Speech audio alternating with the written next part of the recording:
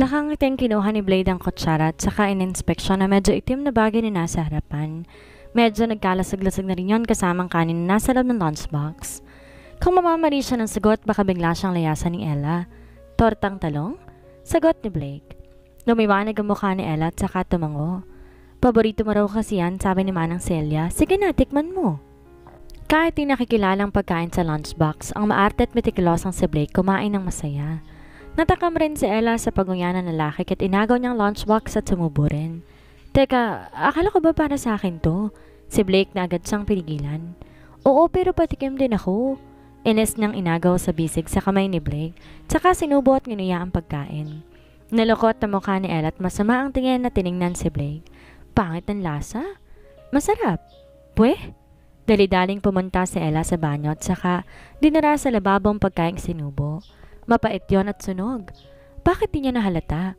Kasi hindi naman siya marunong magluto at akala niya normal lamang yon. Di rin naman itanong yon sa mga katulong dahil nagmamadali siyang umalis. Lalo pat nalaman niyang naroon si Rian mula sa kwarto ni Mr. Kim. Mas masarap pa rin sa akin magluto si Rian. She's nothing. Matututo ka rin. Ani Blake na biglang sumulpot sa hamba ng pinto. Magkakrus sa mga braso nito sa harap ng dibdib at kahit seryosong mukha, makikita ang kasiyahan sa mata ng lalaki. It tastes so bad. Sana di mo na lang kinain. Napanguso siya. Wala na. Inubos ko na. Napilitan ni Blake si Ella at sa kaniyakap patalikod ng babae habang magkatitigan sila sa salamin ng lababo. Napansin ni Blake ang malungkot na itsura ni Ella. What's wrong? Did something happen? I look so fat. Ani Ella nang himasin ang tiyan at pisilin ang sarili mga braso. Who said that? Nagsalubong ang kiling ni Blake. Konektado na naman ba ito sa Rian na yon? No. Hinawakan ni Blake ang braso ni Ella at saka iniharap sa kanya. You're not fat. You're awesome for carrying another human inside you. Stop thinking about this nonsense. Who cares if you got fat? You're still the most beautiful woman that I've ever seen. Marahang anitong kinatango ni Ella na naging mabilis na naman ang pagtibok ng puso. Humaplos ang kamay ni Blake sa mahabang buhok ni Ella. Sino bang huli mong kasama? Nagtataka man sinagot yun ni Ella. Si Mr. Kim? Napatango si Blake. Siguro dapat niyang tanungin ang PA niya. Sigurado naman dito pahirapan ni Blake. Di talaga niyakap ni Ella si Blake na niyakap rin naman siya pabalik. Humaplos ang kamay nito sa tiyan niya at saka naramdaman ang pagdampi ng labi nito sa noon niya. We should go home together. Tatapusin ko lang itong mga dokumentong nasa table ko. Nakangiting lumapit si Mr. Kim kay Blake na kalalabas lamang. Lumibot ang matalim itong mga mata kay Mr. Kim maging sa mga tauhan nilang nakailera sa tapat. Boss, may kailangan kayo? Did you know what have you done wrong? Napalis ng ngiti sa labi ni Mr. Kim at saka dahan-dahan umiling. Nilahad ni Blake ang palad kaya't lumapit sa kanya isang katulong na may dalang katana.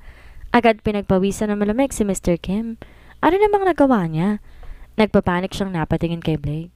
Boss, anong kasalanan ko? Dahil ba sa hindi kita na congrats na magkakaanak ka na? Sorry. Boss, hindi ko naman alam eh. Kulang lang magsiluhod siya sa harapan ng amo niya. Di kumarap ang mga mata ni Blake na pinasadahan ng palad ang hawak na katana. Anong sabi mo kay Ella? Naiirita at nagagalit si Blake kahit simula ng puntahan siya ni Ella sa opisina niya na first time mangyari, palagi ito nag-overthink sa sarili nitong imahe. At dahil napipikon si Blake sa kawawang itsura ng babae, palagi niya tong inaalo. Natigilan saglit si Mr. Kim bago napaisip. Wala. Napatras siya na makatitigan na nagngangalit ng mga mata ni Blake. Ano ba kasing nagawa niya? Nangihinang napahinuhod si Mr. Kim, tsaka tiningnan ng mga tauhan na nasa likod. Ngunit ni isa walang humakbang para ipagtanggol man lamang o kampihan siya. Mga duwag. 1. Kinilabutan si Mr. Kim dahil sa narinig na pagbibilang ni Blake. Mas lalo patuloy siyang na-tense. Boss, ang huling naming pag-uusap ni Ms. Guevara ay nung pupunta na siya sa opisina. Saka ko na siya tinanong kung talaga bang buntis siya. Kasi ito, sa'yo nga talaga nang galing? Mas dumamig ang ekspresyon ni Blake sa mukha, kaya maging ang mga bodyguard sa likod ni Mr. Kim ay nanginginig at pinagpapawisan din ng malamig.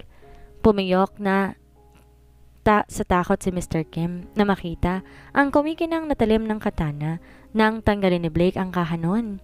Napapikit siya ng mariin at saka nagdasal ng taimtim. Ito na siguro talaga ang katapusan niya. Mamamatay na lamang siya nang hindi nalalaman kung ano ba ang mali niyang nagawa. Blake! Boses yun ni Ella mula sa loob ng bahay. Napamalagat si Mr. Kim pati na rin ang mga tauhan nilang nanigas sa mga kani-kaniya nilang pwesto na buhay ng loob. Lahat tahimik na nagpapasalamat kay Ella. Blake, where are you? Umikot ang mga mata ni Blake kasabay ng pagbagsak ng ngisa nito sa labi. I'm coming in. Binitaw ni Blake ang katana sa harapan mismo ni Mr. Kim. Kaya nakahinga na maluwag ang mga taong nakasaksi ng sa kabaliwan ng boss nila. Kung wala si Miss Guevara, ay tiyak na baka kanina pa nga nakalagpas ang ulo ni Mr. Kim. Ngunit bago pa nga umalis ay nagiwan si Blake ng utos. Ikutin ninyo ang buong syudad, aniya sa mga tauhan na nasa harapan na nakayakap. Nginitian niya ito ng mga ito sa kabinalingan si Mr. Kim. But, before that, 200 push-ups. Tinuro niya mabatong sahig tsaka tuluyang umalis para salubungin ng buntis na papalabas na. Delikado na't baka makita pa nito ang mga buhay niyang stress reliever. Kahit ayaw niya ay wala naman magagawa si Mr. Kim, kaya't nagpapasalamat pa rin siya at saka nagsimulang dumapa sa sahig ora mismo tsaka nag-push up kasama ng mga bodyguards. Ano nangyayari? Wala. Ang malamig na mga mata ni Blake ay tumuon sa babaeng nasa harapan niya. Palagi na nga lang tong nakasuot ng bestida dahil sa lumalaki niyong tiyan. Sunod na tumuon ang pansa ni Blake sa mahaba at makintab na buhok ni Ella. Akma na tong muling kikitain ng anak niya. Kakikitaan ng linya ang mukha-mukha nito. Katamtamang mga ta at ang mga labi nitong pinakapaborito ni Blake. Pinamulahan ng bahagya si Ella dahil sa nakakapasong titig sa kanya ng lalaki. Kaya, para maiwasan ang pagkapahiya, inis niya itong hinampas sa braso. Ano ba? Kung makatitig, akala mo naman, mangangain. Pinalibot ni Blake ang mga braso sa balikat ni Ella. Tsaka ito marahang inakay papunta ng kusina. Bakit? Gusto mo ba? Ani Blake na nakataas ang sulok ng labi. Natahimik si Ella at saka tiningala si Blake. Hindi siya umimik hanggang sa makapunta sila ng kusina. Don't tell me you want to do it again. Natawa si Blake nang makita ang itsura ni Ella. Kapag kasama niya talaga ang babae, tila nawawala lahat ng pagod at hinanakit niya. Hindi kaya, ew, kapag labas na lang ng tiyanak na yun sa tiyan mo. Nilapat ni Blake ang balad sa umbok na tiyan ni Ella at pinakiramdaman iyon. Anong tiyanak? Baka ikaw mukhang tiyanak dyan? Galit na kinurot ni Ella si Blake, ngunit hindi naman nakaramdam ng sakit ang lalaki. Napansin ni Ella ang kunot na noon ni Blake habang sapo-sapo ang tiyan niya. This baby should be moving by now. Why cannot feel anything? Bulong nito at narinig ni Ella. What do you mean? Pirantay ni Blake ang mukha sa tiyan ni Ella at nilapat doon ang tenga. The doctor said that you can already feel the fetal movement when the fetus is 25 weeks old. Wala namang nararamdaman si Ella sa sanggol na nasa sinapupunan niya. Palagi niya pa rin tong kinakausap. You are already in your 6.5 months. Binibilang nito ang buwan niya? Baka ayaw lang sa'yo. Why? I'm the father. Nagsalubong naman ang makakapal na kilay ni Blake nang iangat ang tingin kay Ella. Nginitian lang to ng huli at saka nakibit balikat. Tumayo naman si Blake at saka tumayo sa may sink. I am the father and of course, she, Ella, is the mother. Hinaplos ni Ella ang tiyan niya at saka sinundan si Blake. Ano naman gagawin ng lalaking to at tinila siya papunta ng kusina? Anong Tuturuan kitang magluto. Nakakaawa ka kasi. Ella? Sinama nito ng tingin pero bahagya na rin siyang nagulat. Marunong kang magluto? Obviously, unlike you, I'm perfect. No one's perfect. But I am. Anito tinaasan pa siya ng kilay. Tinunod nito ang stool sa harap na table. Just sit there and do nothing? Akala ko ba tuturuan mo ko? Taimtim siyang tiningnan ni Blake. Ngumiti ito bago sinapo ang mukha niya. I will. You can just watch over here. Alright? Tila nauubusan na ng pasensya ang boss ng lalaki, kaya't napanguso si Ella at saka bumalik sa stool. Kinuha ni Blake ang apron na nakasabit sa tabi at ipinatong sa suot na white shirt. Siya rin ang kumuha ng mga sangkap at mga bagay na dapat gamitin. habang si Ella ay naandoon lamang at walang ginawa kung hindi ang titigan kung paano gumalaw ng seryoso ang lalaki sa harapan. Nakasalumbaba si Ella habang pinapanood si Blake na focus sa paghihiwa ng mga sangkap na sibuyas. Bawang pati na rin ng isang buong manok na nilabas nito mula sa ref. Dahil sa puwersa ay mas lumalabas ang muscle at ugat ni Blake sa kamay, kaya iniiwas doon ni Ella ang tingin. Ahem! That indeed looks delicious. Anong niluluto mo? Di sumagot ang lalaki sa kanya at pumunta lang to ng sink para hugasan ang mga dapat tutuin. Hoy! Ano mga yan? Montreal? Abno? Masama ang tingin ni Blake nang lingunin si Ella. I told you to not just watch. But I won't learn if I won't ask some question. Adobo. Anito at pinagpatuloy ang paglalagay ng kawali sa stove. Yan, dapat sumasagot ka na. Ani Ella na tumatungo-tungo pa.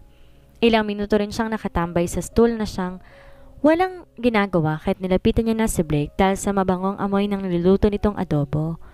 Kung iisipin na masungit na mukha ni Blake na may tuwid na postura ay may hawak na sandok at naka-apron. Natawa si Ella. Patikim nga? Irilapit sana niya ang kamay sa sandok kaso tinapik na agad ni Blake ang kamay niya. Napaaray siya at saka tinignan na masama. Ito na lang talagang hobby nilang dalawa. Dito lang sila nagkakasundo. Ang magtingin na masama at mag-asaran. Ano ba? Sabi kong umupo ka lang doon mainit dito. Halata nga dahil kitang-kita ni Ella ang pawis ito sa noo, maging sa leeg na tumutulo pababa sa dibdib ni Blake. Kaya't napangiti si Ella at kumuha ng tissue sa table. Nagmamagandang loob lang naman siya. Hindi chancing ang tawag sa gagawin niya, okay? Muli siyang lumapit kay Blake at dahan-dahan dinampi sa noo nitong tissue pababa sa mukha hanggang marating ni Ella ang leeg ng lalaki. Natigilan si Blake. Huwag mo akong simulan, Ella. Matamis sa naging pagngiti nito sa labi, ngunit taliwas ang sinasabi ng mga mata nito sa kanya. You're pregnant. Ano bang pinagsasabi mo? Ikaw nga lang tinutulungan dyan Nakasimangot niya aniya pero pinagpatuloy pa rin ang pagpupuna sa mukha ni Blake. Di na nangaakit ang ngiti niya, promise. Nagpatiar na lang si Blake dahil masyadong tupakin ang babaeng katabi niya ngayon. Tapos ka na? Bumalik ka na sa upuan mo. Oho, kamahalan. Good. Napairap si Ella at saka bumaling sa kinaupuan. Maya-may biglang pumasok sa isip niya ang kalagayan ng mama niya. 6 months niya na itong hindi nakakausap, nakakasalumuha, at di niya rito nakikita. Bumababa ang mga mata niya sa table. Bakit ba kasi bigla-bigla pumapasok sa isip niya ang ina niya? What's wrong? Kunot noong tanong ni Blade dahil sa pagtingin niya kay Ella ay tila naman to nawalan ng gana. Moody raw talaga ang mga buntis base sa research ni Blake. Hindi lang siya sanay na kay Ella yon makikita at mararamdaman. Nagdadalawang isip si Ella kung sasabihin niya ba ang naiisip sa lalaki o hahayaan na lang munang lahat hanggang sa magsettle sila, pero hindi talaga siya mapakali. About my family, Blake, how are they? They look fine to me. No, tell me in details. I've been in your house for nearly half a year. Ayos lang ba si Mama? Dumilim ang mga mata ni Blake at medyo napaurong si Ella. Minsan na nga lamang niyang makita ang mga ganong tingin ng lalaki sa kanya. Do you want to come back to your family? I don't meant that. I just want to know if she's fine. Masyado mo kasing kinukulong sa loob ng pamamahay mo, Blake. So you want me to leave now, huh? Nagtatagis ang bagang naan nito. Bakit ba palaging saradong isipan nito? No, you will definitely going to leave me. Galit na lumapit si Blake kay Ella na hindi rin nagpatinag. Kapag nalaman mo na yung pamilya mo ay na-aksidente dahil sa katangahan nila, na kapag nalaman mo na sa kritikal na kondisyon niyang ama mo at maging ang lolo mo, do you think I'll behave you? Nagulat si Ella. Aksidente? See? Sarkasiko naging ngiti ni Blake. If you can just see yourself right now, Ella, mukhang tatakbo ka. Kaso mapuntahan lang sila. I won't leave you. Itatago ka nila sa akin. My mother... Tinalikuran na siya ni Blake tsaka ito lumapit sa stove bago yun patayin. Hindi siya pinansin ng lalaki at malamig siyang nilampasan. Blake, ikukulong mo na naman ba ako dito kagaya ng ginawa mo noon? Don't you dare. Malamig siyang sanilyapan ni Blake. Shut up! Yun lang at agad na tong nawala sa paningin ni Ella. Naguguluhan ang mga mata niya. Bakit napunta sa ganito ang dapat cooking lesson nila? Dapat masaya silang kumakain ngayon. Marahas na pinunasan ni Ella ang mga tumutulong luha Tsaka dahan-dahan pumunta sa kawali. Mukhang luto na naman na. Ngumiti siya ng mapait dahil nagugutom siya sa amoy.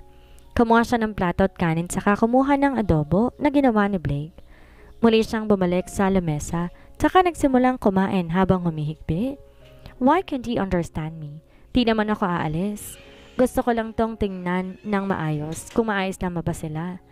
Palagi na namang siyang tago sa mga tao. Hindi niya na makakausap ang sarili niyang pamilya. Panay ang pagsinghot niya, kaya huwag kang tumulo sa sipon. Masarap na sana ang pagkain na niluto ng lalaking yon, ang kaso lang nasa gantong sitwasyon siya. Sa kabilang banda na may naroon si Blake sa opisina nito. Masama ang timpla ng mukha maging ang malamig ng aura na nakapalibot sa lalaki dumoble at nanaot yon sa kaibuturan ni naman ng Celia na nakaantabay sa pinag-uutos ng amo nila. Panay ang buntong hininga nito. Where's Kim? Tinatakbo pa rin ho nila ang buong city at hindi pa ho bumabalik, sir? Minuwestra ni Blake ang kamay para tabuyan ng mga tao sa loob ng opisina niya na agad naman umalis. Sino ba ang gugustong manatili sa loob ng kwartong to kasama ang mga baliw nilang amo? Wala. Kahit pa nga sabing walang tatalo sa magandang itsura nito. Kung ay kamamatay naman nila ang ugali ng lalaki, wala rin. Kanina ay maganda ang mood ng sir nila. Kasama pa ang mga nitong pumunta sa kusina si Mrs. Guevara. Pero nang bumalik ay ganito na naman kalamig ang itsura. Huna nila tungkol na naman to kay Ella dahil lang ito na naman nagbibigay ng ganitong epekto kay Blake. Napahilamos sa mukha si Blake. Hindi niya dapat sigawan si Ella. Bukod sa nararamdaman niya ngayon ng babae, nagdadalang tao pa ito. Mabilis lang talaga siyang mainis lalo na kung iisipin niyang nawawala sa kanya si Ella oras na umalis to sa tabi niya. Naisandal ni Blake ang likod sa civil chair. Pero kahit ganon sigurado hahanapin niya to saan man lupalop itago ng mga Guevara si Ella. Pilit kinumbinsi ni Blake ang sarili. She won't leave me. She said she won't going to leave me. She also said that she liked him anyways. Like? Did Ella utter such words to him before? Umigpit ang kapit ni Blake sa civil chair tsaka kinuhang alak na nasa aparador. Kumuha siya ng shot glass at nagsalin doon.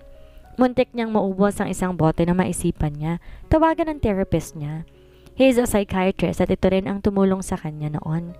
Kinuha ni Blake ang cellphone at takmang idadial ang numero ni Mr. Reyes, ngunit nakita niya mga notification mula sa kabilang kaibigang si Carl. You have some time, bro? I have something to tell you. Let's meet at my condo. About what? Reply niya. Minsan lang niya kausapan ng lalaking palagi siyang pinipeste. Ang tingin na iba malapit sila magkaibigan pero ang totoo, sadyang ito lang ang nagtsatsagang mangulit at makipag-usap sa kanya. Nag-vibrate ang hawak na cellphone ni Blake. Carl, it's about Ella. Nalokot agad ang mukha ni Blake at tinungga ang shot glass bago lumabas. Sumakay siya sa itim niyang sasakyan, tsaka pinaharurot yon palabas. Why do we need to meet in his condo though? Pinagsawalang bahala yon ni Blake. Basta't si Ella ang pag-uusapan, tanda siyang gumalaw ora mismo. Total siguradong hindi naman siya gugustong makita ng babae sa ngayon. Ngunit bago naman umalis, nagpaalam siya sa katulong at sa PA na kauuwi lamang kanina. Bumaba si Blake mula sa sasakyan, papasok sa gate ng condominium. Kilala siya ng mga guards. Sumakay siya ng elevator at marahas na napabuntong hininga dahil sumasakit na rin ang sentido niya dahil sa ininom na alak. Malalaki ang hakbang tinungo niya ang condo unit ni Carl. Ilang beses siya nag-doorbell ngunit walang nagbukas ng pinto, kaya agad naubos ang presensya ni Blake at sinubukan buksan niya na agad namang nabuksan. Di ba siya marunong mag-lock? Salubong ang kinin ni Blake nang pumasok sa kondo. Pumasok nang walang pasabit ang unang bumungad sa kanya, ang makulimlim na loob noon. Maaamoy din sa loob ang malakas na halimuyak ng bulaklak, kaya agad natakip ni Blake ang kamay sa ilong. Nakakadiri. Di siya sanay sa mga ganitong amoy dahil ang kay Ella lang naman ang ginusto niya. Ang pabango nito at ang natural na amoy ng babae. Blake. Biglang nagsara ang pinto kaya't agad nilingon ni Blake ang tao nasa likod. Hindi si Carl ang nakita niya roon kung hindi si Rian. Lalong sumama ang mukha ni Blake. Where is your brother? Malagkit ang naging paraan ng titig ni Rian kay Blake. Nakangiti siya habang dahan-dahan tinatanggal ang pagkakatani ng roba. Sa likod ng puti niyang panloob ay isang manipis na damit na masyadong bulgar.